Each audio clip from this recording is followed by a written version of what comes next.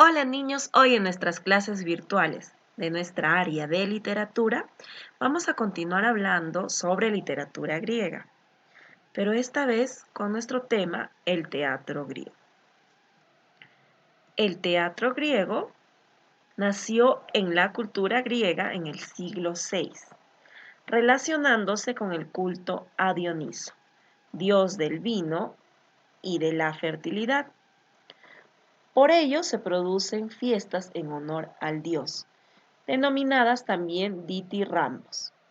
Estas celebraciones, si bien empezaron en el campo como pequeñas dionisadas, darían origen a la comedia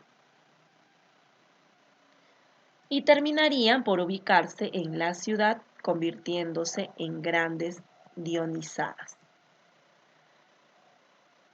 Además, daría a su vez el inicio a la tragedia. Como ustedes saben, la literatura tiene sus géneros. Dentro de los géneros están las especies. Estas son la comedia y la tragedia. Estas dos especies alcanzaron gran importancia en la producción teatral de esta época, gracias a los gobernantes, y uno de esos gobernantes era Pericles. Pericles dio mucha importancia a las producciones teatrales. Además, también surgieron otros temas como la filosofía, arquitectura, escultura y la literatura misma. A este periodo fue denominado el siglo de Pericles. Pericles gobernó en el siglo V a.C. Ahora vamos a ver las características del teatro griego. Una de sus grandes características es que tenía finalidad didáctica. ¿Qué quiere decir finalidad didáctica? Que las obras reflejadas en el teatro eran o tenían una enseñanza. Además, las vestimentas eran mantos y túnicas. Y además utilizaban máscaras y zancos. Los zancos eran unos zapatos con dimensiones altas. Además, dice que en el teatro no participaban las mujeres, solo participaban los varones. Y las obras reflejaban o buscaban la catarsis. ¿Qué quiere decir la purificación del alma? En estas obras, niños, se reflejaban los grandes problemas que aquejaban a las personas. Y cuando ellos explicaban, o mejor dicho, dramatizaban las obras, querían o buscaban la purificación de estos problemas del alma de los seres humanos. Uno de los más grandes representantes del teatro griego es Esquilo. Esquilo es considerado como padre del teatro griego o también como padre de la tragedia. Lo que también se sabe de Esquilo es que nace en Eleusis o Eleusis, ubicado en Atenas. Como les dije, padre del teatro griego, él dice que quería mucho a su país y le dio forma al teatro tradicional. Es así que inserta el segundo actor, denominado deuteragonista, que quiere decir que aumenta el número de actores en escena y con ello desarrolla el diálogo. Esquilo también es conocido por sus grandes obras y sus grandes obras reflejan las trilogías, pues la mayoría de estas obras estaban divididas en 3 partes. Y ahora veamos las obras de Esquilo. Una de ellas es Los 7 contra Tebas, Prometeo encadenado, Los persas y La Oristiada. Hoy vamos a hablar sobre la obra de Prometeo encadenado, considerado un mito también. Esta obra está en género dramático y especie es la tragedia. Sus personajes son Prometeo, un titán, Zeus, dios de todos los dioses, Hefestos, dios del fuego, Hermes y Hércules, semidios. El tema principal de la obra Prometeo encadenado es el sufrimiento de Prometeo. Prometeo era un titán que poseía la capacidad de ver el futuro y que benefició a los mortales, enseñándoles muchas cosas. Entre ellas les enseñó el trabajo, además el arte de adivinar. Prometeo quería mucho a los seres humanos, tanto fue su amor por ellos que robó el fuego sagrado de Hefestos y los entregó a los seres humanos, desatando la furia de Zeus. Es así que Zeus lo castiga.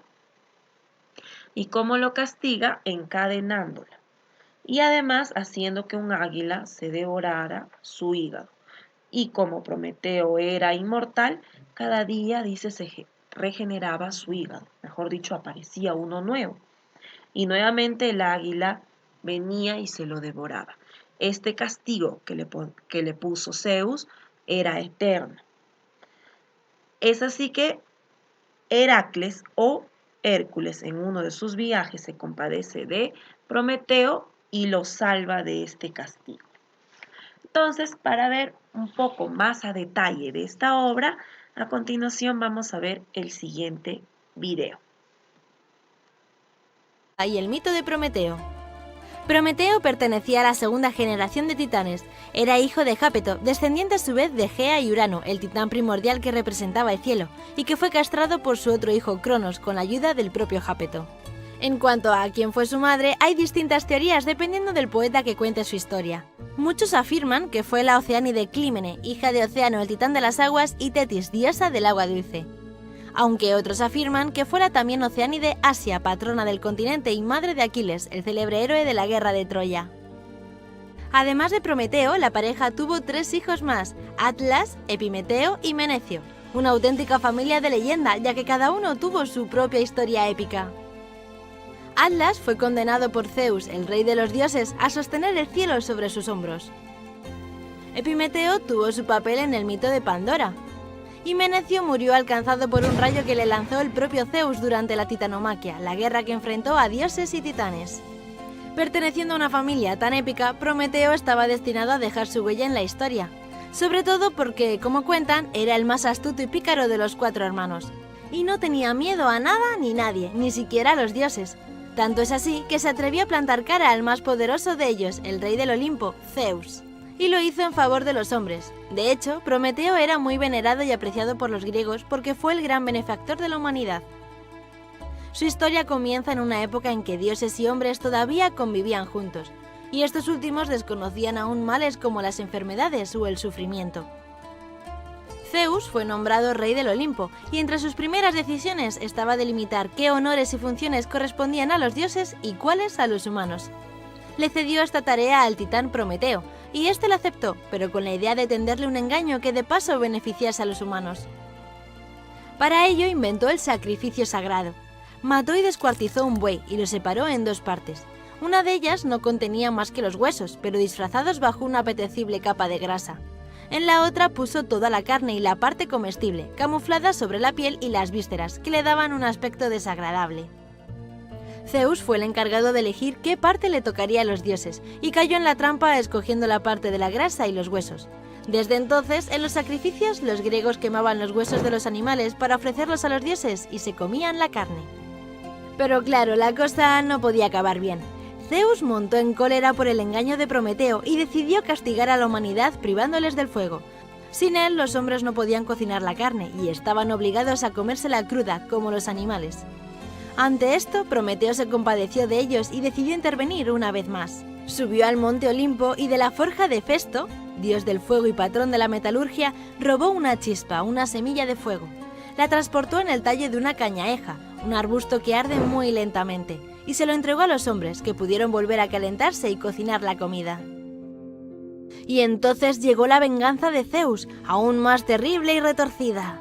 Primero castigó para siempre a la humanidad a través de la queja de Pandora. Por cierto, un mito muy interesante, tic-tackers. Dejadnos en los comentarios si queréis que os lo contemos. La segunda parte del castigo recayó sobre Prometeo. Zeus hizo que lo llevasen al Cáucaso, una cordillera situada entre el sur de Rusia y el norte de Turquía, donde fue encadenado por Hefesto y envió un águila para que le devorase su hígado.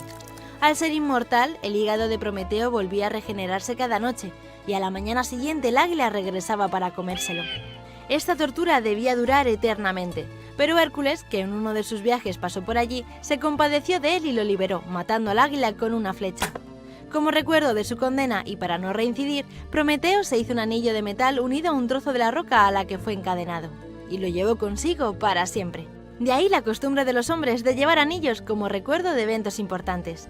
El mito de Prometeo sirve para recordarle al hombre qué es lo que sucede cuando juega a ser Dios y aspira a poderes que están por encima de sus posibilidades, como el de crear vida artificial, igual que le sucede al científico protagonista de la novela Frankenstein, también llamada el moderno Prometeo. De hecho, una de las versiones de la leyenda sitúan al Titán como creador del ser humano.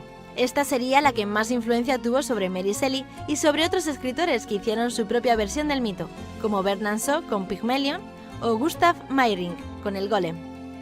Y nosotros, aunque no seamos científicos locos, también podemos sacar una conclusión de la historia de Prometeo. Y es que, aunque a veces queramos hacernos el héroe, no deberíamos jugar con fuerzas que nos superan.